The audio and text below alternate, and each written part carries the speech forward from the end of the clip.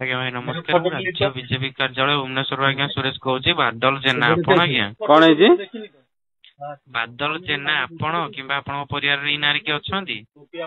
ନା ଆପଣ କାହିଁ ଫୋନ କରୁଛନ୍ତି?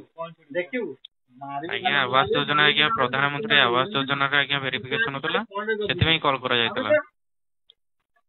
ଆପଣ କହୁଛନ୍ତି ବିଜେପି ଅଫିସରୁ କହୁଛନ୍ତି? ହଁ ଆଜ୍ଞା ବିଜେପି ଅଫିସର ପ୍ରଧାନମନ୍ତ୍ରୀ ଆବାସ ଯୋଜନା ଟା ଆଜ୍ଞା ବିଜେପି ର ଯାଉନି କି? ବିଜେପି ର ଯିବ ବୋଲି କଣ ତାଙ୍କ ଗଭର୍ଣ୍ଣମେଣ୍ଟ ତରଫରୁ ଫୋନ करे, ବିଜେପି ଅଫିସ ରୁ ଆଜ୍ଞା କଣ ସେଇଟା ଆପଣ ଗଭର୍ଣ୍ଣମେଣ୍ଟ କହୁଛନ୍ତି? ର ଆଜ୍ଞା ଆଜ୍ଞା ବିଜେପି ଗଭର୍ଣ୍ଣମେଣ୍ଟ ଅଫିସ ଆପଣ ବିଜେପି ଭାରତୀୟ ଅଫିସ ରୁ ଜନତା କହୁଛନ୍ତି? ପାର୍ଟି ଅଫିସ ଆଜ୍ଞା। ଗଭର୍ଣ୍ଣମେଣ୍ଟ ର ତ ଆସିବ, ସେ ଗଭର୍ଣ୍ଣମେଣ୍ଟ ଅଫିସର ସେ ଫୋନ କରିବେ, ପାଇବେ କି ନାହିଁ। ଆପଣ କଣ ଆଜ୍ଞା କହୁଛନ୍ତି ପାର୍ଟି ଅଫିସରୁ? ଆଜ୍ଞା ପାର୍ଟି ଅଫିସ ରୁ ଆଜ୍ଞା ଆସିବ ଆଜ୍ଞା ଆପଣଙ୍କର ଯେହେତୁ ପ୍ରଧାନମନ୍ତ୍ରୀଙ୍କର ଯୋଉ ଆଜ୍ଞା ଆବାସ ଯୋଜନାରେ ନବୀନ ଆମର ମୋଦୀ ସରକାରଙ୍କର। ଆରେ ପ୍ରଧାନମନ୍ତ୍ରୀ କଣ ତମ ବିଜେପି ବାଲାଙ୍କର କି? ଆଉ କଣ ବିଜେଡି କଂଗ୍ରେସ ଆପ ୟାଙ୍କର ନା ଏମାନଙ୍କର ନୁହେଁ କି? ଆଜ୍ଞା ଆପଣ ଏଇଟା ବାଦଲ ଜେନା ଯିଏ ଆପଣଙ୍କ ପରିବାର କେହି ନାହାନ୍ତି ଏଇନାରେ? ରଖନ୍ତୁ, ଭୁଲ ତଥ୍ୟ କାହିଁକି ଦଉଛନ୍ତି? ପ୍ରଧାନମନ୍ତ୍ରୀ ଠିକ ଅଛି ଆପଣ ସମସ୍ତଙ୍କର। ଆପଣ କାହିଁକି ରଙ୍ଗ କହୁଛନ୍ତି ନମ୍ବର ବିଜେପି ଆଜ୍ଞା ବାଲାଙ୍କର? ଠିକ ଅଛି କଥାଟା ଠିକ ରଙ୍ଗ ସେ ନମ୍ବର କୁହନ୍ତୁ। ରହୁଛି ରହୁଛି। ବିଜେପି କ୍ରେଡିଟ ନିଅନ୍ତୁନି।